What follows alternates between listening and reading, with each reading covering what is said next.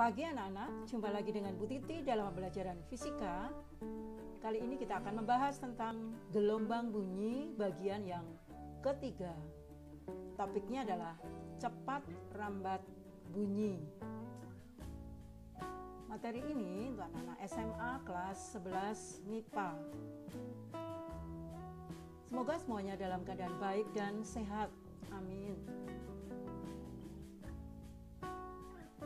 Mari kita mulai.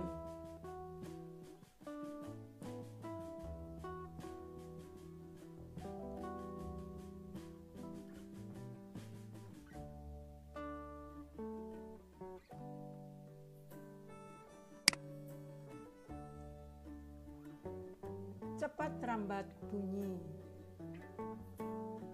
Kita tahu bahwa bunyi ini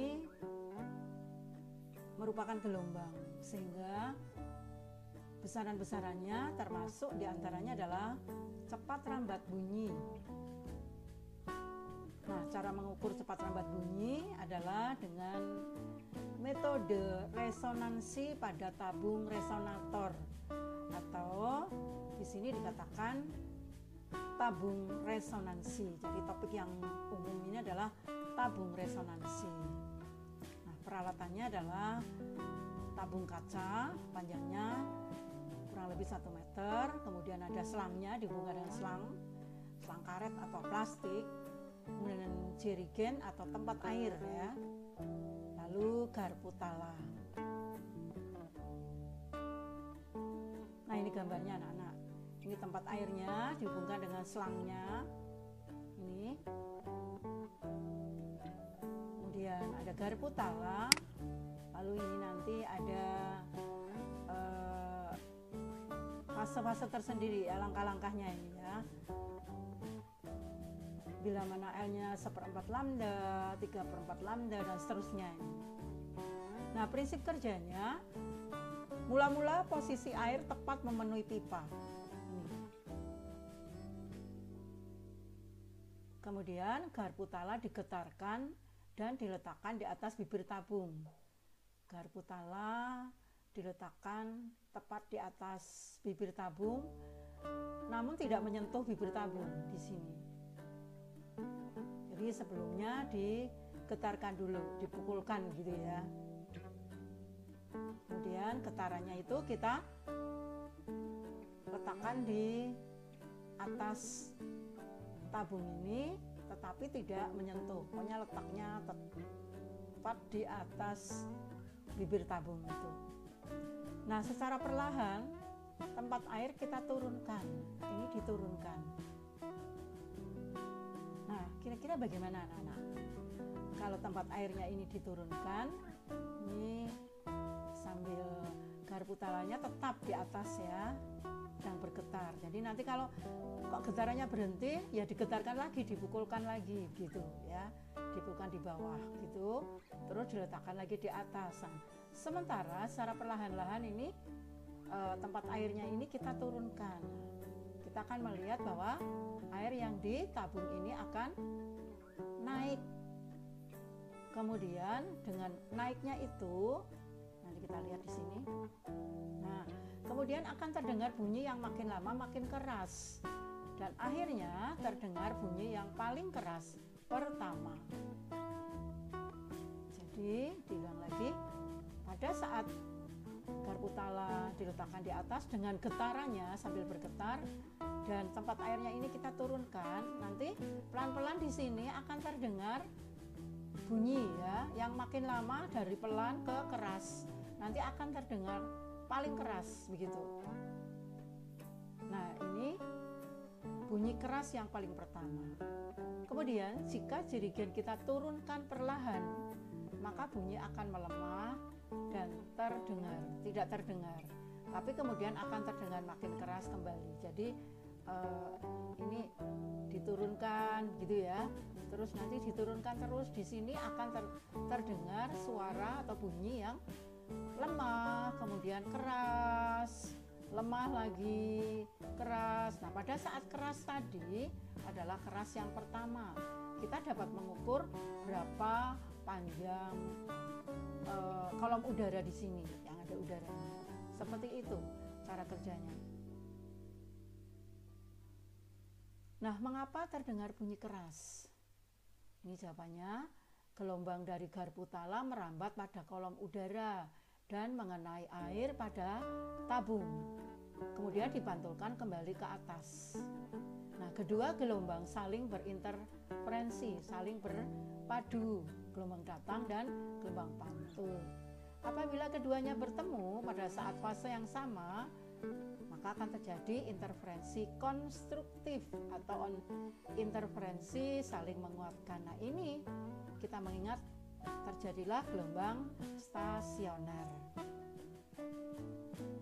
Nah, frekuensi getaran udara ini sama dengan frekuensi garpu tala. Nah, ini yang dikatakan dengan resonansi. Jadi resonansi adalah frekuensi yang sama antara dua benda pada posisi yang sama pada suatu saat. Jadi di sini pada saat itu ada frekuensi getaran udara di sini sama dengan frekuensi garpu tala, seperti itu. Jadi kita lihat lagi gambarnya ya. Pada saat ini tempat airnya ya, jerigen tadi atau tempat air yang lain ya, kita turunkan, kemudian garpu tala tadi digetarkan, maka akan terdengar bunyi lemah, lalu lama-lama semakin keras. Nah, itu keras, paling keras itu nanti namanya keras pertama. Kemudian semakin diturunkan, nanti akan terdengar bunyi lemah lagi. Setelah keras, lemah. Nanti ya akan terdengar keras lagi ya, keras yang kedua dan seterusnya. Seperti itu. Namun syaratnya garpu talanya pasti harus bergerak ya, bergetar maksudnya. Jadi bila mana garpu talanya berhenti, maka kita getarkan lagi, letakkan lagi di atas sambil ini digerakkan. Paham ya anak-anak ya, bisa dibayangkan. Nah, seperti itu. Ini tadi kita sampai, kita lihat lagi. Nah, pada saat bergetar di sini, maka getarannya ini merambat ke bagian sini, depan ini ya, atas ini. Nah, akan terjadi gelombang datang mengenai air, kemudian akan dipantulkan. Nah, medianya adalah air di sini. Nah, gelombang datang dan gelombang pantulnya ini berinterferensi pada saat fasenya sama, maka terjadilah gelombang stasioner ya, karena ada interferensi dua gelombang datang dan gelombang pantul. Karena ada interferensi antara dua gelombang yang bergerak, gelombang datang dan gelombang pantul ini. Nah, kita lanjutkan tadi. Nah, akibatnya resonansi terjadi bunyi keras tadi ya. Resonansinya saling menguatkan atau konstruktif. Nah, sekarang analisanya.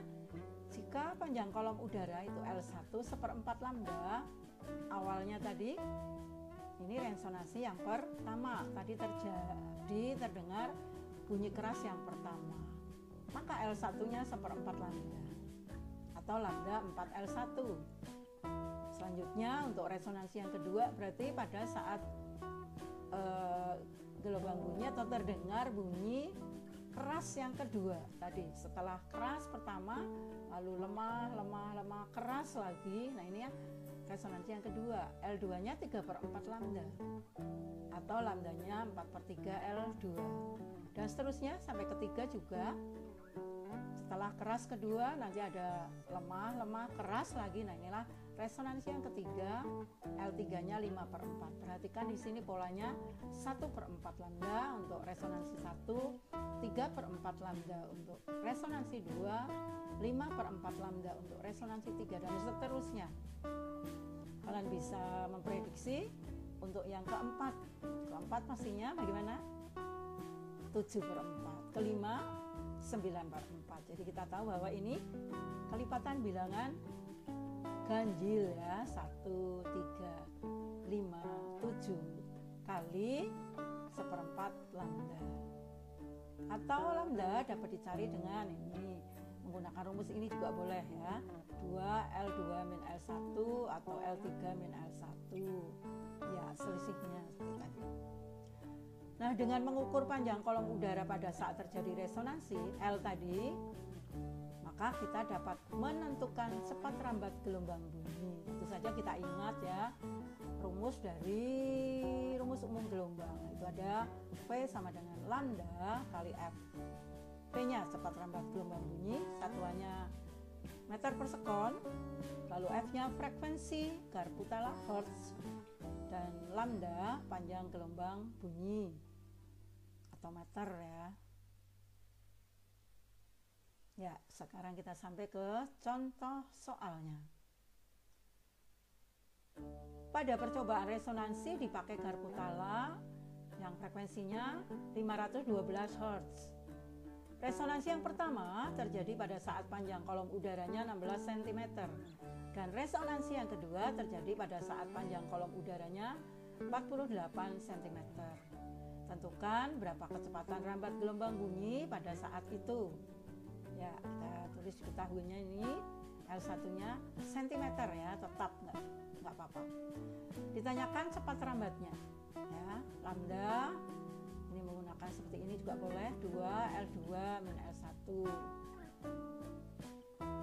Kemudian ini F kali delta lambda ya maksudnya.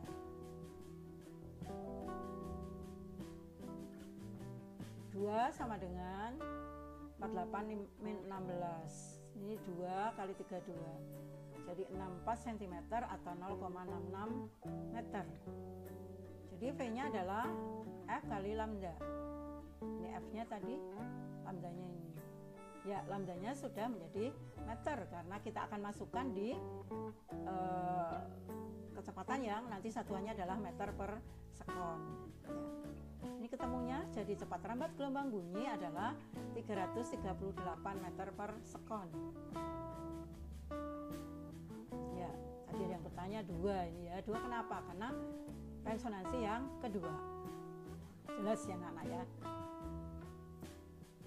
Sekarang ini contohnya hanya 1 ya. Sekarang ini latihan soalnya. Yang soalnya mudah juga, sesuai tidak jauh dari contoh soalnya.